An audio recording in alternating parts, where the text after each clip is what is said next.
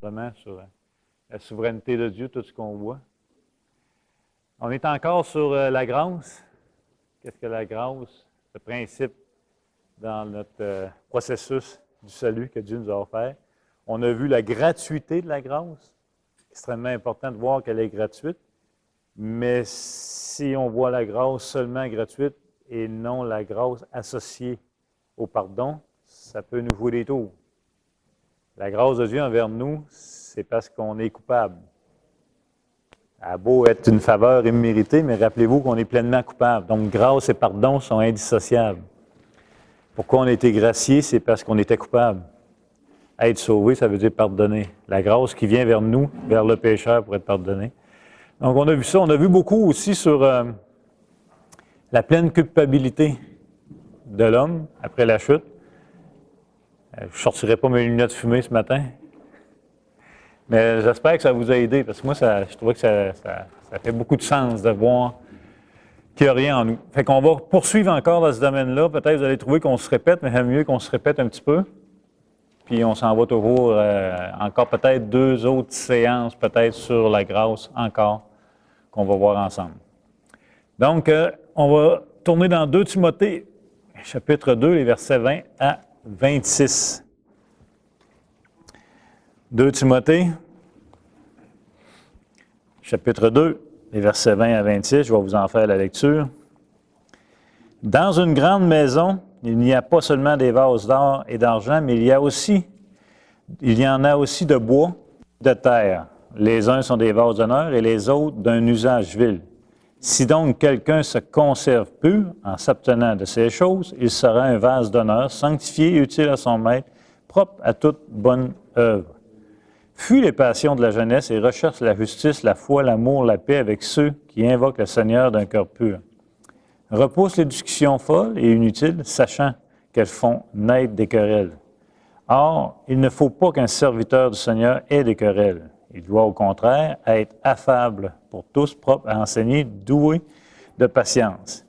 Il doit redresser avec douceur les adversaires, dans l'espérance que Dieu leur donnera la repentance pour arriver à la connaissance de la vérité et que, revenus à leur bon sens, ils se dégageront des pièges du diable qui s'est emparé d'eux pour les soumettre à sa volonté. Pourquoi ce texte-là? Juste se rappeler que le verset 20, il parle quand même de l'Église visible, où ce qui parle que des vases d'honneur et des vases d'usage vil. Donc, Jésus en avait fait aussi référence dans Matthieu chapitre 18, où ce que l'Église visible, on a aussi des régénérés, mais aussi des non-régénérés. Ça, c'est un point. L'Église invisible, c'est seulement des régénérés. C'est seulement ceux de Dieu. Mais, en d'autres mots, j'attire votre attention au verset 25. Pour que le pécheur séparé de Dieu arrive à la connaissance de la vérité, il doit passer par la repentance. Et ici, la repentance n'est pas initiée, encore une fois, par le pécheur. Si vous regardez comme il faut le verset 25, il doit redresser avec douceur les adversaires dans l'espérance que Dieu leur donnera la repentance. Encore une fois, elle est don de Dieu. Même la repentance, elle est don de Dieu. La repentance est initiée par Dieu. Elle vient de l'extérieur vers l'intérieur de l'homme, encore une fois. Ce n'est pas inné au pécheur. Ce n'est pas naturel au pécheur, la repentance. Elle est initiée de Dieu, elle est don de Dieu. Fait qu'on reste encore une fois dans tous les dons de Dieu. C'est l'œuvre de Dieu tout le temps. On a plusieurs questions à se poser. Avant de se poser la question si Dieu est juste ou injuste, parce qu'on s'en va vraiment là, dans le sens où plus qu'on avance, plus qu'on réalise que c'est l'œuvre de Dieu et c'est Dieu qui fait tout et c'est Dieu qui sauve et c'est Dieu qui choisit, etc., etc. Fait qu'on va arriver inévitablement à la question, mais est-ce que Dieu est injuste puisque c'est lui qui sauve et qui ne sauve pas tout le monde? Pourquoi il en sauve juste quelques-uns et non pas tout le monde? Donc on s'en va vers ce raisonnement-là que nous, on va se poser inévitablement parce que ça dépasse notre entendement. Et c'est sûr que notre nature pécheresse n'aime pas ça non plus. Mais avant de se poser cette question-là, on va se poser encore quelques questions, au moins 2 ce matin. La première qu'on va se poser, c'est pourquoi certains sont régénérés? Dans le sens, Comment ça se passe? On va revoir ces textes-là qu'on a flirté avec aussi. Et on va se poser aussi la question, c'est est-ce que l'élection est conditionnelle? Est-ce qu'il y a une condition? En d'autres mots, la fameuse question, si Dieu nous a choisis avant la fondation du monde, qu'est-ce qu'il a vu? Est-ce qu'il a vu quelque chose en nous qui aurait influencé son choix? On va toucher à ces deux questions-là ce matin. Donc, pourquoi certains sont régénérés et d'autres pas? On pourrait bien dire, je ne sais pas. Mais... C'est marqué dans la Bible, les choses cachées sur ouais. Mais ce qu'on peut réfléchir, c'est qu'il y a probablement deux options, c'est deux pôles qui s'opposent. Où la réponse se trouve de notre côté, du côté de l'homme, où la réponse se trouve du côté de Dieu. Mais il ne semble pas que les deux soient ensemble, il semble que les deux s'opposent. En d'autres mots, est-ce que c'est l'homme qui est responsable de sa régénération ou c'est Dieu seulement? S'il y en a qui sont sauvés et il y en a qui ne sont pas sauvés, il faut que ça se trouve dans ces deux réponses-là. On va relire encore Éphésiens. Éphésiens, là. Ah! Juste le chapitre 1 d'Éphésiens, là, c'est hallucinant. Pour la gloire de Dieu, son bon plaisir. Chapitre 1 de l'Épître aux Éphésiens, on va relire les versets 4-5. Ça fait plusieurs fois qu'on les lit, on les relit. C'est des versets à méditer. En lui, nous avons été élus avant la fondation du monde pour que nous soyons saints et irréprochables devant lui. Il nous a prédestinés dans son amour à être ses enfants d'adoption par Jésus-Christ selon le bon plaisir de sa volonté. C'est quelque chose. Le verset 11 dit, « En lui, nous sommes aussi devenus héritiers, ayant été prédestinés, suivant le plan de celui qui opère toutes choses d'après le conseil de sa volonté. » Avant la fondation du monde, Dieu a choisi qui il va régénérer et qui va naître de nouveau. C'est avant la fondation du monde qu'il va choisir ça. Ça dépend de Dieu. Ça ne dépend pas de l'homme. Si on lit 1 Thessaloniciens, je sais qu'il va y avoir plusieurs textes ce matin, mais vous allez voir, c'est un texte 1 Thessaloniciens chapitre 1, les versets 4-5. Paul, il va dire au verset 4, « Nous savons, frères bien-aimés de Dieu, que vous avez été élus. Notre évangile ne vous a pas été prêché en parole seulement, mais avec puissance, avec l'Esprit Saint et avec une pleine persuasion, car vous n'ignorez pas que nous nous sommes montrés ainsi parmi vous à cause de vous. » Qu'est-ce qu'il y a d'étonnant dans ce verset-là? Verset 4, qu'est-ce qu'il y a de si étonnant? Comment Paul peut-il savoir et exprimer avec autant d'assurance qu'ils ont été élus? Pour lui, c'est une évidence. C'est comme si moi, je me présente devant du monde, je dis « Hey, vous êtes élus. » Là, vous allez me dire « Ben oui, on est élus sortants, on est sauvés. » Mais comment Paul, dans sa logique, il en arrive à cette conclusion-là simple? Il n'est pas en train de prophétiser. C'est une logique. Comment il fait? Rappelez-vous qu'il nous avait dit, le même auteur nous dit aussi que nous avons été régénérés, non par une semence incorruptible, mais par la parole vivante et permanente de Dieu. On a été régénérés par une semence incorruptible. Alors, pour Paul, l'équation, là, est vraiment simple. C'est un constat. En d'autres mots, il dit, je sais que vous êtes élus. C'est fort simple. C'est parce que notre évangile ne vous a pas été prêché en parole seulement. Verset 5. En d'autres mots, elle ne vous a pas laissé mort. Vous êtes élus parce que l'Évangile vous a transformé. Vous êtes élus parce que vous êtes devenus enfants de Dieu. Vous êtes élus parce que vous avez été régénérés. Fait que pour Paul, c'est simple. Le verset 5, il dit, notre Évangile ne vous a pas été prêché seulement, en parole seulement, mais avec puissance, avec l'Esprit Saint. En d'autres mots, il s'adresse à des croyants. Pour lui, Paul, un croyant sauvé, un croyant régénéré, un croyant qui est passé de la mort à la vie, ne peut être qu'un élu. Fait que c'est pas qu'il a analysé ça longtemps, là. C'est une cause à effet. Donc, pourquoi certains sont régénérés lorsqu'ils entendent l'Évangile? On peut poser la question de même. Pourquoi certains vont être régénérés lorsqu'ils vont entendre l'Évangile? Bien, la réponse est simple. C'est parce qu'ils ont été élus avant la fondation du monde. Pourquoi je peux dire que vous êtes des élus? Bien, c'est simple, c'est parce que vous avez cru. Pas parce que je suis intelligent. C'est juste le principe de la parole de Dieu qui est une équation ici, qui est une cause à effet.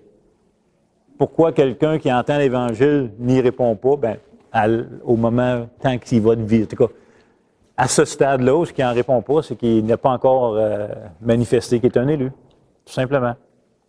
Il n'a pas été choisi. Je sais que c'est peut-être ardu à notre cerveau un petit peu, mais si on laisse l'Écriture juste parler, au lieu de notre raisonnement qui fatigue. Donc, la conversion des pécheurs devient la preuve de son élection. Tu sais, quand Dieu a dit à Paul, j'ai un peuple nombreux ici, tu vois, continue, hein, j'ai un peuple nombreux. Et comment on va faire pour savoir que tu as un peuple nombreux? Bien, prêche l'Évangile. Oui, mais je prêche l'Évangile, ça me dit quoi? Bien, mon peuple va répondre. C'est comme si Dieu aurait dit à Paul, j'ai plein d'élus ici, continue. Oui, mais ça ne paraît pas pantoute. Ça ne paraîtra jamais de toute façon. Prêche. Ben, je prêche quoi? L'Évangile. Oui, mais ils veulent une lapider. Je le sais. Mais il y en a qui vont répondre. Qui? Tu ne sais pas, Paul, moi, je les ai choisis avant la fondation du monde. Fait que c'est motivant aussi pour nous autres de prêcher l'Évangile. Et ça n'a absolument rien à voir avec notre libre arbitre. Absolument rien. On va lire, avant de lire ce texte-là, vous avez peut-être déjà dit, ou on s'en sert souvent, tu sais, on va souvent dire que quiconque va aller vers Jésus ne mettra pas dehors. Hein? C'est vrai? Et on va l'utiliser dans l'évangélisation, on va s'encourager le monde, on va dire aux gens, va vers lui, il a promis que tous ceux qui vont aller vers lui, il ne mettra pas dehors. Malheureusement. Je dis malheureusement, c'est parce qu'on met souvent l'emphase sur le ceux qui vont. On va mettre l'emphase sur ceux qui vont. Et ceux qui vont, c'est le pécheur. C'est la mort spirituelle. Et mettant l'emphase sur la volonté du pécheur d'aller vers Dieu, on est en train de parler de l'œuvre de l'homme, dans le salut. Je ne sais pas si vous me suivez. Fait que ça fait attention. Dans le sens, c'est vrai, mais c'est pas tout à fait tout vrai. Fait que, oui, on peut dire que quiconque va aller vers Jésus, Jésus ne mettra pas à la porte, qu'il va l'accueillir. Mais il faudrait peut-être prendre le texte au complet. Qu'est-ce que le texte dit? Parce que nous, avoir remarqué comment on est stimulé à prendre des portions qui nous concernent comme étant on fait de quoi? Pourquoi on a tant accroché sur cette portion de texte-là pour se l'associer à nous, alors que le texte ne met pas l'emphase sur nous? On va aller le lire, là. Je vous en regarde tout. Jean 6. 6.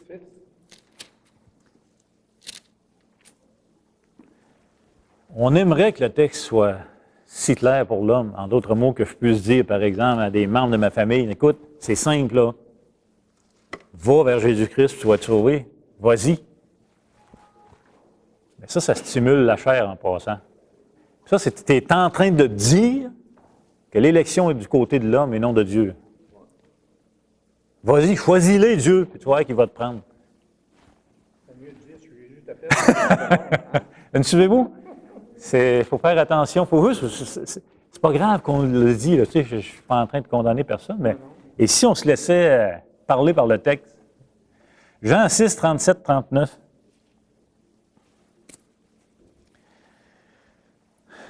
Tous ceux que le Père me donne viendront à moi. Et je ne mettrai pas dehors celui qui vient à moi. car je suis descendu du ciel pour faire non ma volonté, mais la volonté de celui qui m'a envoyé. Or, la volonté de celui qui m'a envoyé, c'est que je ne perde aucun de tous ceux qu'il m'a donnés, mais que je les ressuscite au dernier jour. Change un peu le texte, hein? Tu sais, prendre juste la portion, dire hey, Dieu est bon, Dieu rejette personne. C'est pas un bon raisonnement, je pense pas. Le texte dit quoi? Le point est le début du verset 37. Ceux que le Père a choisis, il va les donner au Fils. En d'autres mots, là, ceux qui vont aller vers le Père, ceux qui vont aller vers Jésus, ce n'est pas l'œuvre de l'homme, c'est l'œuvre de Dieu.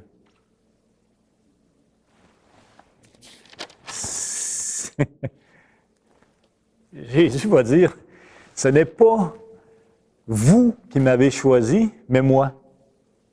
Je vous ai choisi, je vous ai établi afin que vous portiez du fruit et que votre fruit demeure, afin que ce que vous demandez au Père en mon nom, il vous le donne, dans Jean 15, 16. Encore une fois, ceux que le Père envoie au Fils sont les mêmes que le Fils choisit. Vous me suivez-vous? C'est Dieu qui, avant la fondation du monde, ça a été déjà réglé. Et ceux que le Père donne au Fils, le Fils ne les rejettera pas.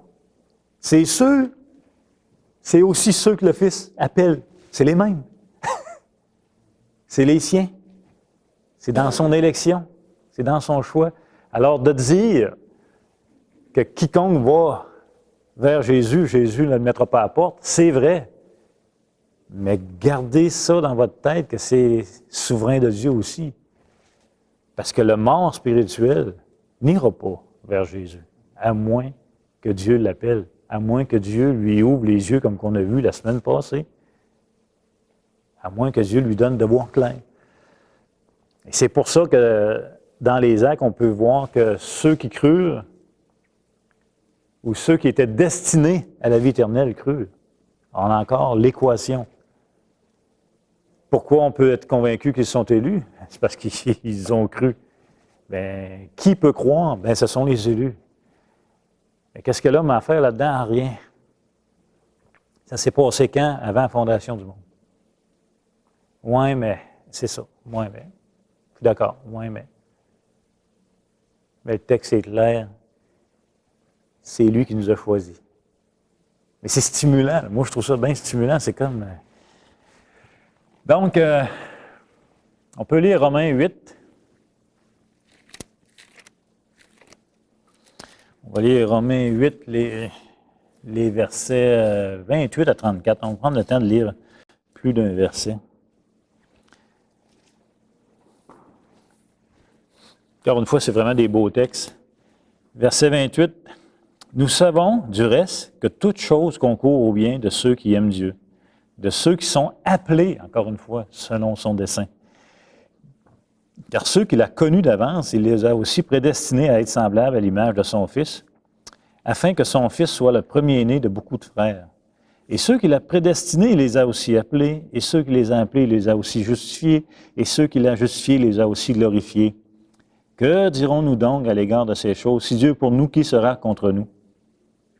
Lui qui n'a point épargné son propre Fils, mais qui l'a livré pour nous tous, comment ne nous donnera-t-il pas aussi toutes choses avec lui? Qui accusera les élus de Dieu? C'est Dieu qui justifie. Qui les condamnera? Christ est mort, bien plus, il est ressuscité. Il est à la droite de Dieu, il intercède pour nous. C'est remarquable à quel point on n'est pas là. On n'est pas actif dans ces versets-là. C'est Dieu, Dieu, Dieu. Et ceux qui l'ont prédestiné, Dieu, il les a aussi appelés. Et ceux qui l'ont appelé, c'est toujours le il, Dieu. Il les a déclarés justes. Il les a glorifiés.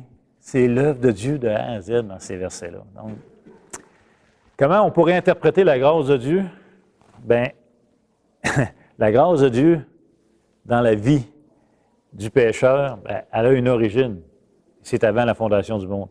En d'autres mots, quand on lit que Dieu nous a élus avant la fondation du monde, bien, la grâce a commencé avant la fondation du monde. Le principe de la grâce. Le fondement de notre appel, c'est la grâce avant la fondation du monde. C'est gracieux. Puis dissociez pas grâce à pardon. Gardez en mémoire que grâce et pardon vont de pair merveilleusement bien. OK. Est-ce que notre fameuse élection est conditionnelle à quelque chose? Même si c'est l'œuvre de Dieu, est-ce qu'elle est conditionnelle? En d'autres mots, est-ce que l'élection de Dieu dépend de notre élection? Est-ce qu'il nous a choisis avant la fondation du monde parce qu'il l'a vu que nous le choisirons? Est-ce qu'il l'a vu avant la fondation du monde que nous irons vers lui, qu'on se tournerait vers lui, qu'on l'accepterait, comme dans notre jargon, on dit souvent « accepte Jésus ». Je ne crois vraiment pas, moi non plus. Certains vont penser qu'il nous a aimés d'avance parce qu'il a vu d'avance qu'on l'aimerait. Avec tout ce qu'on a vu depuis le début, là, ça commence à être vraiment difficile à croire. Vraiment. Dans 1 Jean 4, 19, ça dit « Pour nous, nous l'aimons parce qu'il nous a aimés le premier. » Pour nous, nous l'aimons parce qu'il nous a aimés le premier. Et quand est-ce qu'il nous a aimés? Avant la fondation du monde. Encore une fois, pour que l'élection soit conditionnelle à quoi que ce soit, rappelez-vous, ça prend une dépravation partielle de notre part, du pécheur. Et si on l'a vu et revu, puis s'il y a de quoi qu'on tape sur le clou depuis 25 ans, c'est bien ça. L'homme séparé de Dieu n'a rien de bon. Si Dieu a vu quelque chose qui a influencé son élection, bien, ce quelque chose provient du mort spirituel.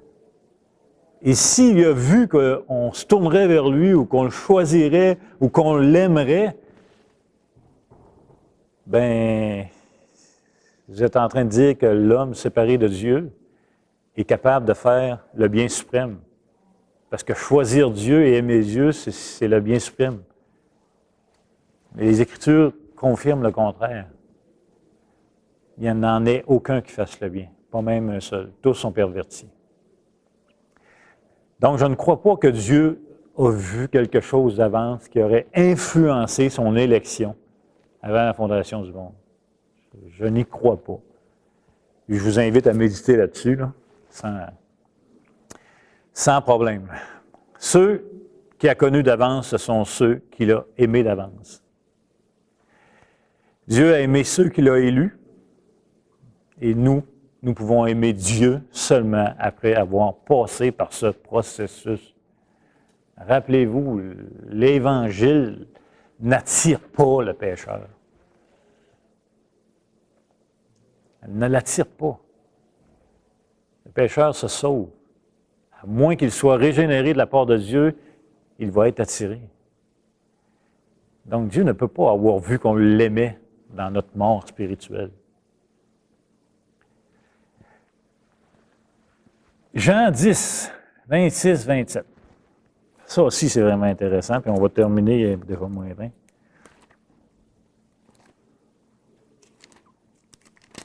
Jean 17 aussi, le chapitre au complet que vous pouvez lire.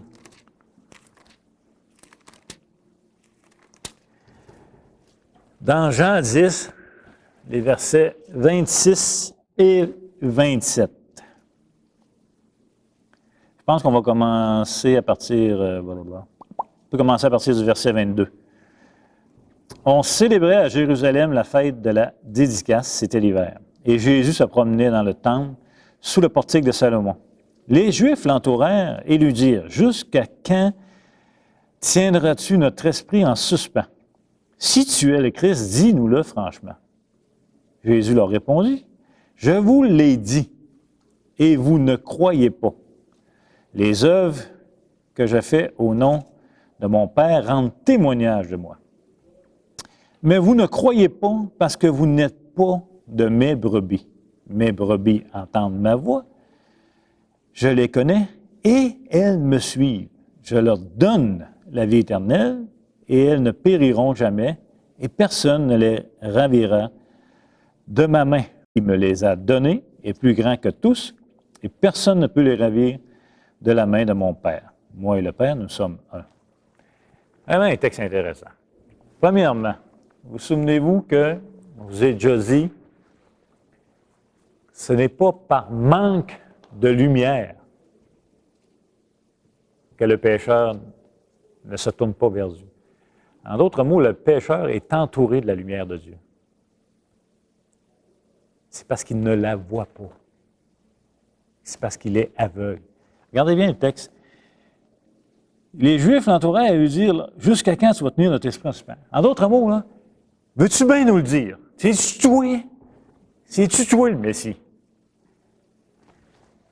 La réponse de Jésus est quand même, regardez bien, il dit, Jésus leur répondit, je vous l'ai dit. Ah ah! Et vous ne croyez pas. C'est pas que je vous le dis pas. C'est pas que je vous l'ai pas confirmé. C'est pas que je ne me le manifeste pas qui je le suis par les œuvres de mon Père. Il rend témoignage de moi. En d'autres mots, il est en train de dire, c'est pas un manque de lumière. Et on pourrait rajouter à ça Romains chapitre 1 qui dit que comment il dit ça, Dieu est manifeste à l'œil nu. Comment il dit ça dans Romains? Comment? Sa création est visible comme à l'œil nu. Tu sais, c'est évident. Mais c'est qu'il ne la voit pas. C'est pas pareil. Rappelez-vous, l'année passée, la semaine passée, lunettes fumées, lunettes pas fumées. Quand tu as des lunettes fumées, tu ne peux pas voir en dehors de cette vision. C'est pas que la lumière n'est pas là, mais tu ne peux pas la voir. Et il va aller plus loin avec les fameuses brebis. Et remarquez qu'il ne dit pas que vous n'êtes pas mes brebis parce que vous ne croyez pas. Il dit vraiment pas ça. Il n'est pas en train de dire, vous n'êtes pas mes brebis parce que vous ne croyez pas. Ça, c'est ce qu'on aimerait entendre. C'est pas ça qu'il dit. Il dit même le contraire.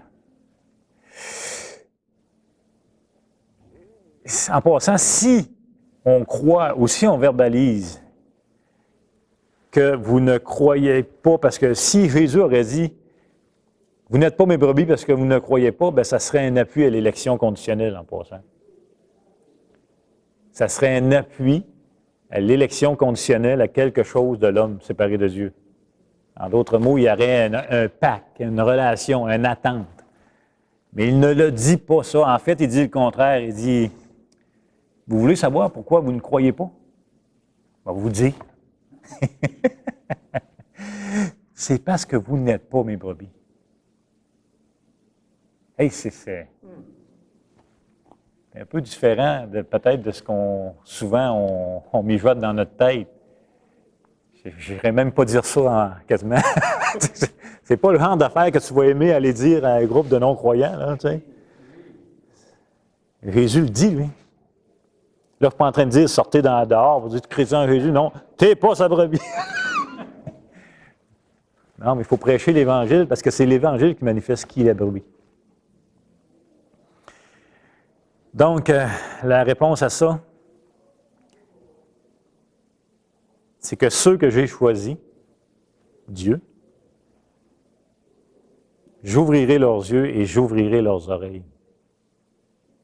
Et c'est pour ça qu'il va dire, mes brebis entendent ma voix. Mes brebis entendent ma voix et ils me suivent. Ça y est, c'est la brebis qui est brillante. Non. Ils sont toutes sourdes au début. Ils sont toutes aveugles. Mais ceux qu'il a choisis, ceux qu'il a élus, il va les rendre vivants. Il va les régénérer. Il va les faire passer de la mort à la vie. Il va les résurrectionner, si ça se dirait. Ça ne se dit pas. Si ça se disait, mais ici, ils ne font pas bien. Qu'est-ce qu'il fait, ces brebis? Bien, il va ouvrir leurs oreilles afin qu'ils entendent, puis il va ouvrir leurs yeux. Et recevant la vie, ils vont faire quoi? Ils vont le suivre, ils le voient. Exactement ce qui nous est arrivé à notre conversion. J'étais aveugle et sourd. et ennemi de Dieu. Mais Dieu m'a ouvert les yeux, m'a ouvert les oreilles, et je n'ai plus eu le choix, parce que la vie intervenant en moi, j'ai dit oui. La foi s'est manifestée. Et il y a un verset qui dit, comment il dit ça, le verset, c'est par la bouche qu'on confesse, là. Confesse de bouche le Seigneur Jésus-Christ, et tu crois dans ton cœur qu'il est ressuscité, tu seras sauvé. Mais la confession vient après la régénération. Elle ne vient pas avant. Elle vient après que Dieu ait fait son œuvre. Et notre confession est toujours son œuvre. Fait qu'en conclusion, nous avons cru parce que nous avons été élus et non parce que autre chose. Et notre libre arbitre ne semble avoir aucun impact dans le processus du salut. C'est la grâce de Dieu envers nous. Je vous invite à méditer Éphésiens chapitre 1. Je vous donne un devoir parce que moi, je vais vous revoir seulement dans 3 dimanches, dans le fond. Je vais être absent les 2 prochains dimanches. Lire et relire. Romains chapitre 9. Lire et relire Romains chapitre 9. C'est quelque chose, ce chapitre-là. Paul, dans ce chapitre, répond à tous les arguments qu'on se pose. Mais là, Dieu est injuste. Non, mais si c'est lui qui choisit, qu'est-ce qu'il a chiolé, ceux qui a choisi? Tu sais, il répond. Il répond peut-être pas comme on aimerait l'entendre, mais il va répondre. Fait que ça, on va voir ça dans 3 semaines. Est-ce que vous avez des questions? On a peut-être... il est moins dit. Oui? Tout ce que tu dis, ça c'est un peu là. Tout est correct. Mais je me dis que pourquoi moi, je me suis élu, et à côté de moi, il y a quelque chose qui s'est passé quelque part avant la fin du monde. Avant la fondation? Oui. Avant la fondation civile, il s'est passé que moi là, qu'on ne peut pas comprendre. Mm-hmm. Mais pourquoi toi, tu t'es vu, moi, je t'ai vu, et un autre, il n'est pas vu. Il y a quelque chose de plus là-dedans. Je ne peux pas répondre à la question pourquoi il m'a choisi, moi, pourquoi il m'a ouvert les yeux, moi, et pas un autre. La seule chose que je sais, c'est que c'est pour sa gloire, pour son bon plaisir. Et ce que je sais, c'est que je ne le méritais pas et que j'en ai rien à voir là-dedans, que tout est l'œuvre de Dieu. Et Paul, il dit, où est le sujet de se glorifier? Il est exclu. Mais ça nous garde dans une position de reconnaissance. Et c'est le seul moyen de s'aimer les uns les autres, d'entrer dans cette relation de grâce pour nous, parce que c'est le seul moyen de s'aimer les uns les autres, c'est le seul moyen d'aimer nos ennemis, c'est le seul moyen d'avoir de la compassion pour les gens perdus, c'est de voir ce que Dieu a fait pour nous. Et continuons de prêcher l'Évangile. Continuons de prêcher l'Évangile et de s'attendre à Dieu. C'est une liberté totale. Quand je comprends, je rentre dans cette dimension-là, prêcher l'Évangile n'est pas un fardeau de dire « vas-tu se convertir ». Tu sais, on est tellement malade, là. Hey, on est là, hey, il est ouvert. Hey, il est sur le bord. Il est sur le bord de quoi, là? La date est en enfer. Il a 2 pieds en enfer. Il n'est pas sur le bord de nulle part. Tu comprends-tu? On veut provoquer quelque chose. C'est inné en nous, notre chair veut qu'on aille de quoi à faire. Prêchons l'Évangile, restons dans le repos, restons reconnaissants. Dieu est tellement bon. La vraie question, c'est pas pourquoi il nous a choisis, c'est pourquoi il a décidé de sauver du monde, puisque sa pleine justice, c'est que tout le monde soit condamné. On va voir que, un petit peu la prochaine fois, encore une fois, mais on n'aura pas les réponses à toutes. Pourquoi il vous a choisi? Vous n'aurez pas la réponse. Et à chaque fois que vous avez la réponse, ça va être du côté de Dieu. Il n'a pas donné la raison pourquoi il nous a choisi. Il ne l'a pas donné. Si on pense qu'on mérite quelque chose de quoi, écoutez, Christ est mort absolument pour rien. Hein.